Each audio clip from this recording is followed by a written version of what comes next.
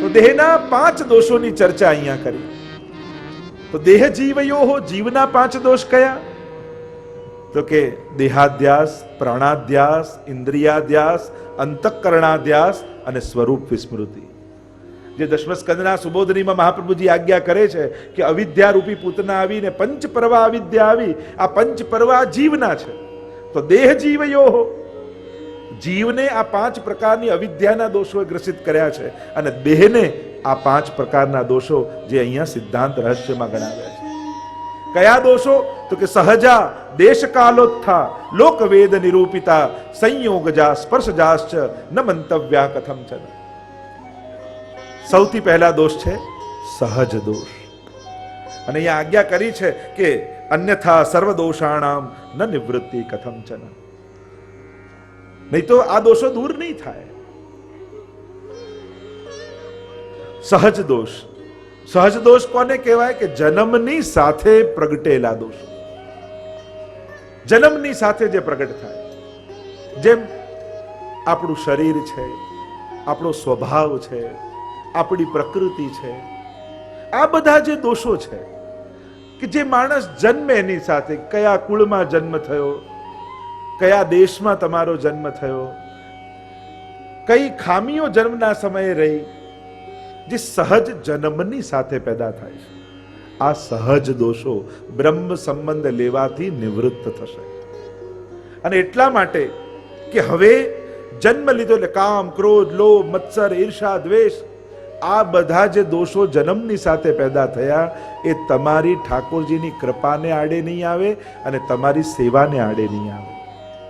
એટલે તમારો સ્વભાવ ભલે ગમે તેવો હોય, પણ ભગવત સેવા કરશો તો ઠાકોરજી કૃપા જરૂર કરશે. અને એટલા માટે વાર્તા સાહિત્યમાં તમે 84-252 જુઓ, ક્રોધી ભક્ત છે, લોભી ભક્ત છે, કામી ભક્ત છે, મત્સર, ઈર્ષા, દ્વેષ, આ બધા જ દોષોવાળા ભક્તોના ચરિત્ર છે. અને છતાંય ઠાકોરજીની કૃપા એમના પર થઈ છે. અને એટલા માટે બહુ સ્વભાવ સુધારવાની મહેનતમાં ન પડતા. એ તો ઘણી વાર લોકોને એમ થાય કે આમ ધ્યાન કરીને ક્રોધ કાઢી નાખવું, ઈર્ષા કાઢી નાખવું, લોભ, આ બધું કંટ્રોલમાં રખાય, આ બધું નીકળે નહીં.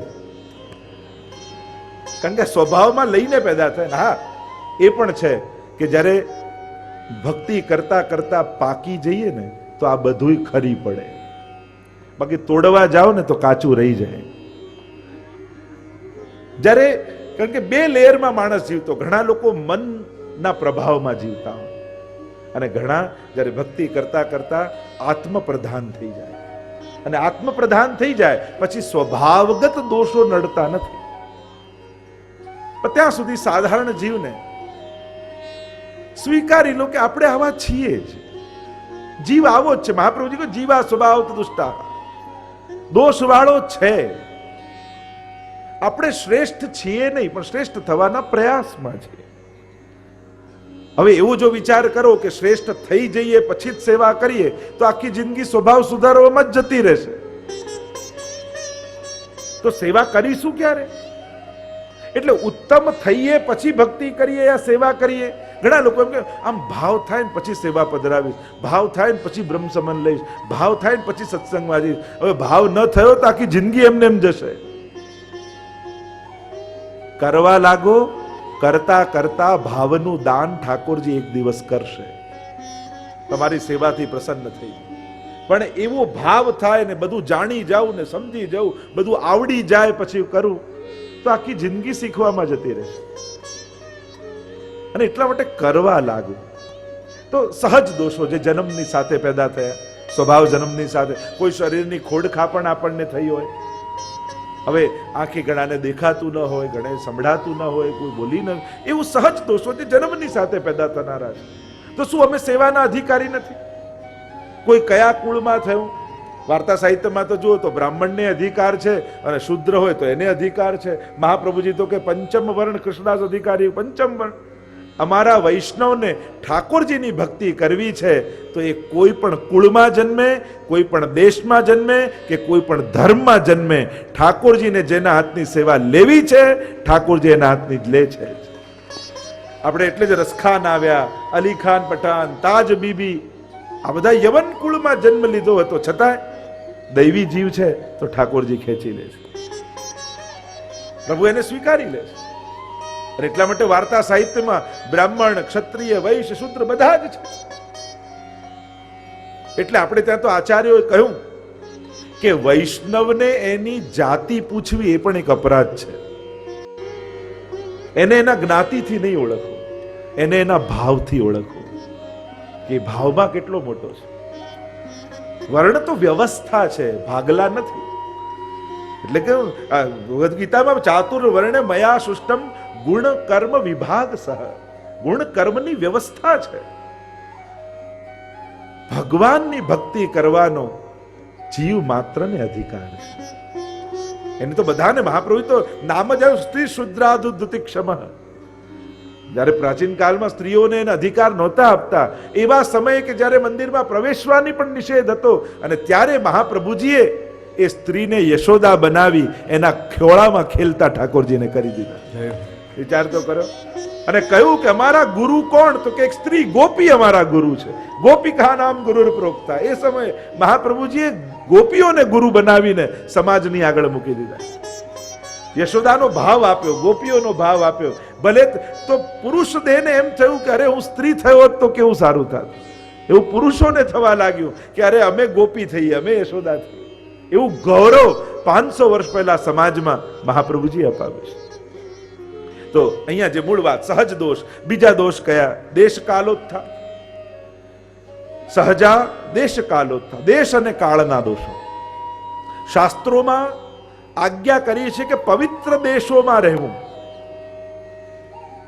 કારણ કે કર્મમાર્ગ આદિમાં, યજ્ઞ યાગાદિમાં દેશની પણ મહત્તા છે. તમારો યજ્ઞ ક્યારે સફળ થાય? શાસ્ત્રોએ કહ્યું આ 6 વસ્તુની શુદ્ધિ હોય ત્યારે સફળ થાય. દેશ, કાલ, દ્રવ્ય, કર્તા, કર્મ અને મંત્ર. આ 6 ની શુદ્ધિ હોય તો તમારા કરેલા વેદોક્ત યજ્ઞો સફળ થાય. એટલે ઉત્તમ દેશમાં નિવાસ કરવો. હવે ભૂમિના પણ અનેકવિધ લક્ષણો શાસ્ત્રોમાં બતાવ્યા કે ઉત્તમ ભૂમિ કહેવી કોને, એની ચર્ચા આખી આપણે કૃષ્ણાશ્રયમાં કરીશું. કૃષ્ણાશ્રયમાં જે 6 પહેલા શ્લોક છે ને, એ આ 6 વસ્તુ જ્યારે હવે કલિયુગમાં નાશ પામવા આવી છે તો વૈષ્ણવે કોનો આશ્રય કરવો, એની ચર્ચા કૃષ્ણાશ્રયમાં છે. તો હમણાં એનો વિસ્તાર નથી કરતો. ઉત્તમ ભૂમિ કોને કહેવી? તો અનેક લક્ષણો એના બતાવ્યા, અને એમાં પણ અનેક પ્રકારની ભૂમિ બતાવી જે મહાપ્રભુજીના વલ્લભા કે અંગ બંગ કલિંગ કૈકટ મગધ મારુ સુરસિંધ તે તામસના અગર્યા પ્રતાપ પદરજ ગંધ. તો આમાંથી અમેને એક ભૂમિઓ એવી છે કે જ્યાં નિવાસ કરવો અપરાધ યા દોષ માન્યો છે. ઉત્તમ ભૂમિની ચર્ચા પણ કરી શાસ્ત્રોમાં. આચાર્યોએ કર્યું કે જ્યાં કાળિયાર હરણો ફરતા હોય એ શ્રેષ્ઠ ભૂમિ કઈ છે. એવી ઘણી બધી ચર્ચા. પણ આપણે ઉત્તમ ભૂમિ કોને કહીએ? કે જ્યાં ઠાકોરજી બિરાજતા હોય. એટલે કે વ્રજધામની આજુબાજુ જેનું ઘર હોય એ બધા ભાગ્યશાળી. અહો વિધના તોપે અચરા પસાર માંગુ, જન્મો જન્મ દીજે યાહી બ્રજ બસવો. અરે સમીપ નંદ ઘર, ત્યાં ગોપીજનોએ કહ્યું છે કે સમીપ નંદ ઘર, કે અમારું ઘર ક્યાં થાય? કે ઠાકોરજી રહેતા હોય ને એની નંદાલયની બાજુમાં અમારું ઘર થાય. એટલે ભાગ્યશાળી છે લોકો જે વૃદ્ધામની આસપાસ રહે. ઉત્તમ ભૂમિ એ જ કે જ્યાં ભગવત સ્વરૂપ હોય. એટલે જેના જેના ઘરે ઠાકોરજી બિરાજતા હોય એ ઘર પણ એક તીર્થ છે. એટલે જેના ઘરે ઠાકોરજી ના હોય ને અને તમારી બાજુમાં ઠાકોરજી બિરાજતા હોય તો એ દહેલી પર દંડવત કરીને જવું એ પણ તીર્થ છે. હમણાં તો કહ્યું કે આગ લગોવા મેંડ મેં જહાન વલ્લભ નામ, વૈષ્ણવ જન કી ઝોપડી ભલી और देव को गाम, आग लगोवा मेंड में जहां वल्लभ नाम. અરે એ વૈષ્ણવનું ઝૂંપડું સારું જ્યાં ઠાકોરજી બિરાજતા હોય, પણ એ મહેલને પણ ધિક્કાર છે જ્યાં અમારા ઠાકોરજીને વલ્લભ ના હોય. એવો ભાવ અમારા તો વલ્લભ સાકી મારી રાયજી કહે છે. તો દેશ કાલોકતા, દેશના દોષો. હવે જે દેશમાં તમે રહો, દેશ એટલે આપણે ત્યાં અનેક પ્રદેશોને પણ દેશ કહ્યા છે, ભારતની ભૂમિમાં પણ અને વિદેશની ભૂમિમાં પણ. હવે એનો પ્રભાવ આપણા પર આવે છે જે દેશમાં તમે રહો. હવે ઘણી વાર લોકો આવે ને થોડુંક બોલે ખબર પડી જાય કે આ અમેરિકાથી આવ્યા છે, આ ઇંગ્લેન્ડથી આવ્યા છે, આ આફ્રિકાના છે, તરત બોલે ખબર પડી જાય આપણને. કારણ કે એનો પ્રભાવ તુરંત એમના વ્યવહારમાં, વાણીમાં, વિચારમાં આવી જાય તો એ દેશના દોષો કહેવાય. કારણ કે ન કરવા છતાંય તમે એ દેશમાં રહો છો તો અમુક દોષો સહજ આવી જાય છે, સ્વાભાવિક રૂપે આવી જાય છે.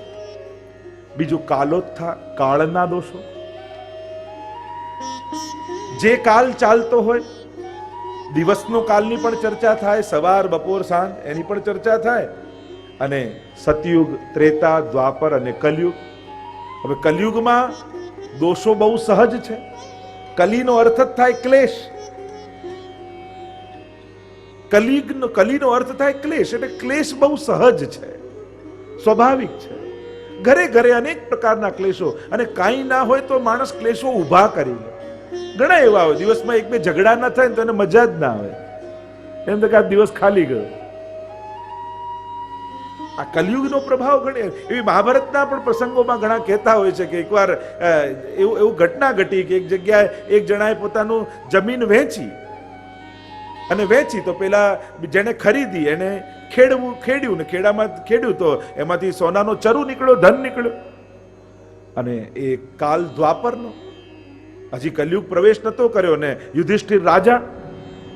એટલે પેલાને એમ થયું કે આ જમીનમાં આના બાપ દાદા જેની પાસે મેં ખરીદી હતી એનું ધન કહેવાય, એના બાપ દાદા ગાડી ગયા, લાવ તો એ ચરુ એને આપી દઉં. અને ચરુ લઈને ગયો એના ઘરે અને કહ્યું કે આ ચરુ તમારું, તમારી ખેતરમાંથી નીકળ્યું. પેલો કે ના ના, તમને મેં વેચી દીધું એટલે પછી આમાંથી જે પણ નીકળે તમારું જ કહેવાય, આના પર મારો અધિકાર ન કહેવાય, જો હું લઉં તો પાપ કહેવાય. પેલો કે ના ના, આ જમીન તમારી, તમારા બાપ દાદા ગાડી ગયા હોય એટલે તમારો અધિકાર કહેવાય. અને બંનેને આપવાની એટલી તકરાર થઈ કે રાજા યુધિષ્ઠિર પાસે ગયા.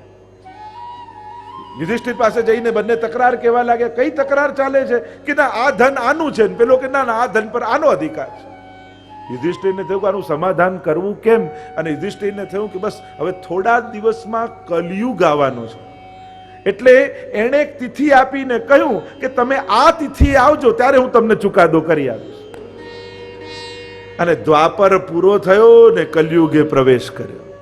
એટલામાં સવારે ઉઠી પેલા ભાઈના બહેને કહ્યું, તમે તો સાવ ભોળાના ભોળા, તમને તો બધાએ છેતરી જાય. આ બે ડાયલોગ તો લગભગ ઘરે બધાએ સાંભળ્યા હશે ભાઈઓ. ખરેખર ભાઈઓને ભોળા માનો છો ને, આ બહેનો ભોળા છે ખરેખર. તો એમ કહ્યું કે તમે તો ભોળા, અરે આપણને મળેલું કોઈને અપાય? અરે રાખી લો, આવું પાછું ક્યારે મળશે? અને પેલાને ચર્ચા થઈ, પેલાને થયું કે હવે આપવું નથી. અને એટલામાં પેલા ઘરનો જે માલિક હતો, મૂળ ખેતરનો માલિક, એને પણ કહ્યું. અને પાછો બંનેની વચ્ચે ઝઘડો. પેલો કે લાવ, તમારી બહુ ઈચ્છા હતી ને આપવાની, તો ઠીક છે, તમારું મન રાખવા રાખી લઉં છું. કે કશું આપવાનું હતું, મને તો કઈ યાદ જ નથી.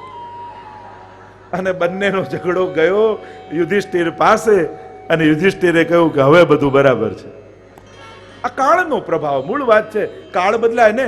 શ્રવણના ઘટનામાં પણ પ્રસંગ એવો આવે છે કે શ્રવણ જ્યારે પોતાના માતા પિતાને તરાજુમાં રાખી પેલો ઉચકીને જઈ રહ્યો છે, અને જ્યારે પરિભ્રમણ કરે છે ત્યારે એમ કહેવાય કે જ્યારે મરુભૂમિ આવી, રેગિસ્તાન આવ્યું, તો એના વિચાર બદલાવા લાગ્યા કે અરે આ મારી યુવાની, આ મા બાપ ગરડાની આંધળા છે ને ગરડા છે, એમની સેવામાં ખપાવું છું, એના કરતા હું મોજ મજા ન કરું.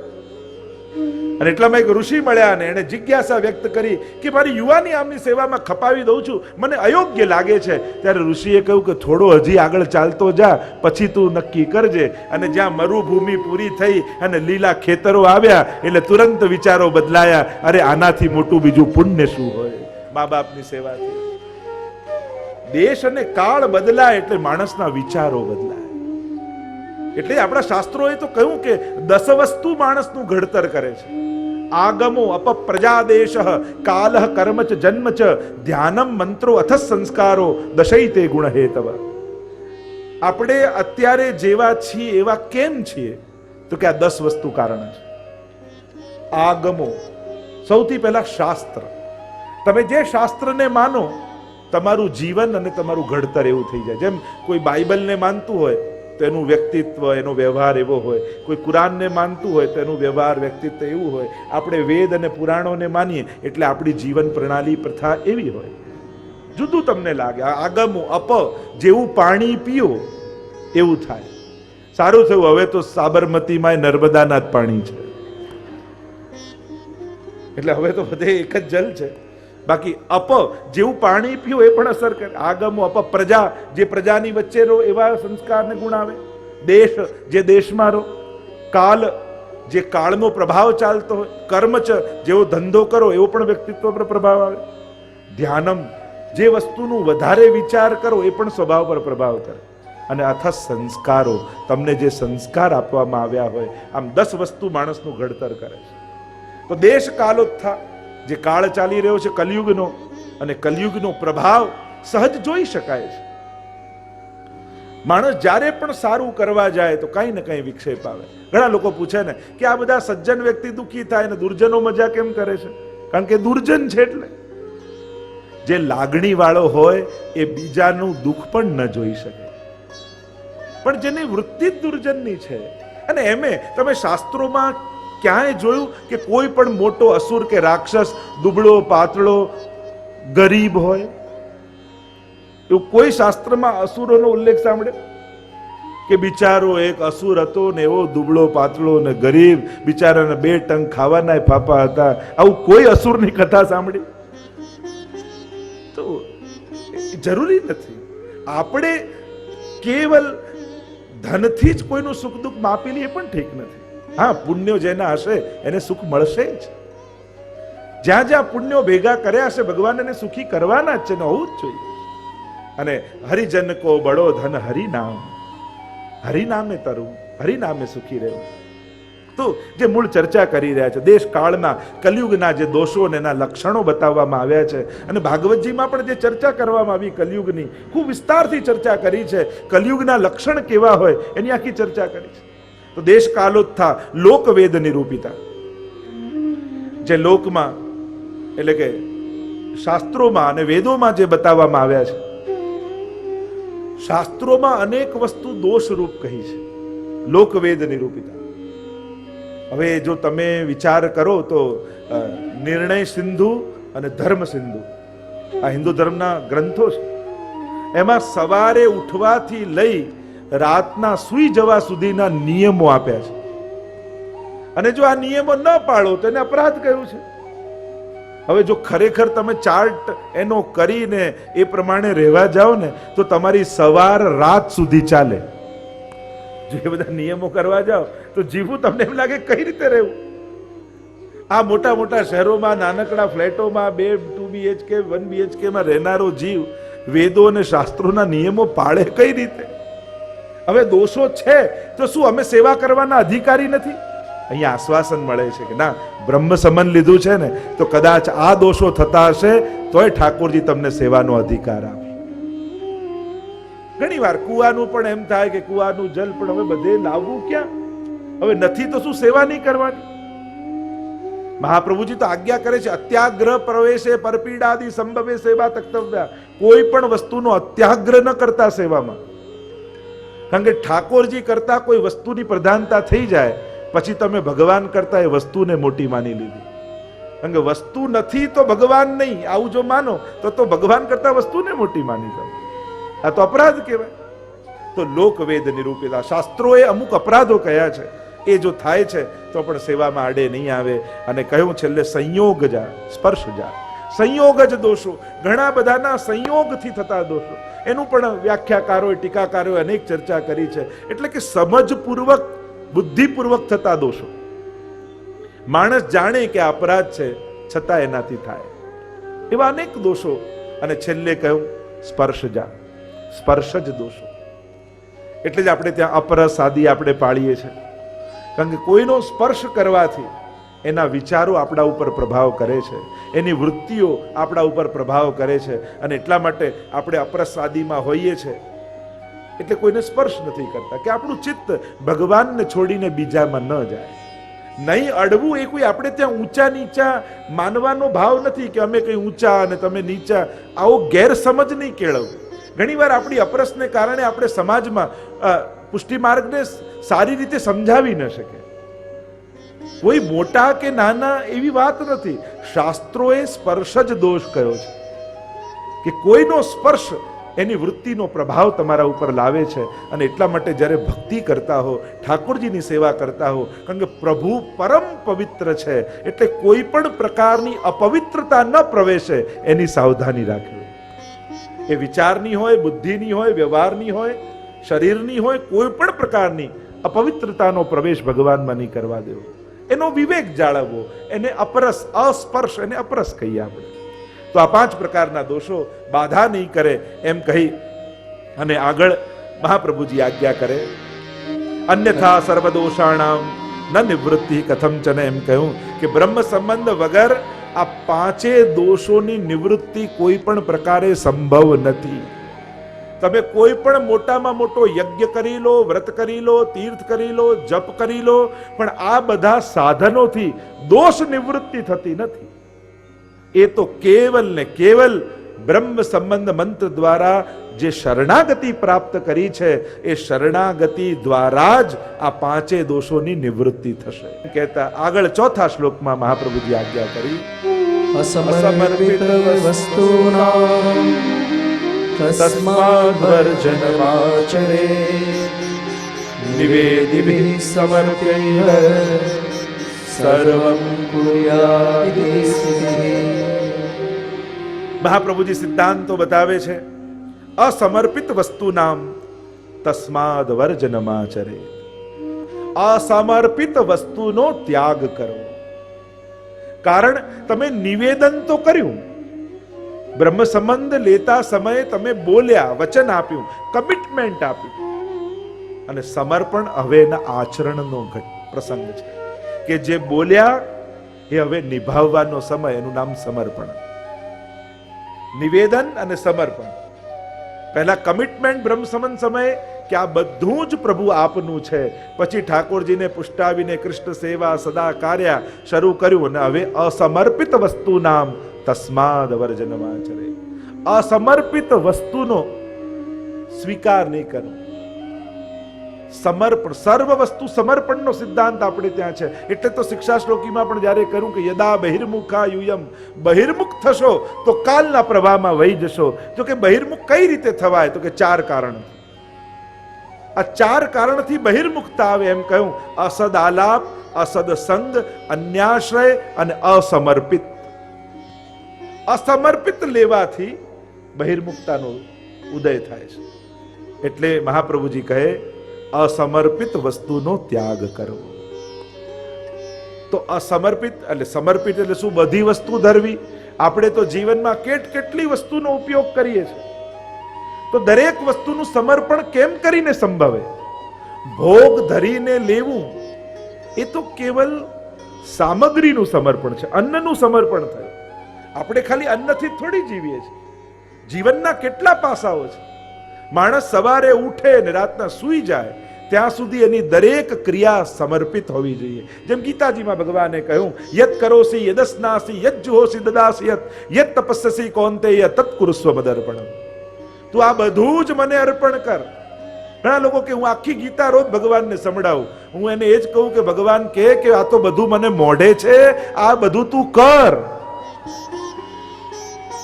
ખાલી મેન્યુ વાંચી જવાથી પેટ ભરાય?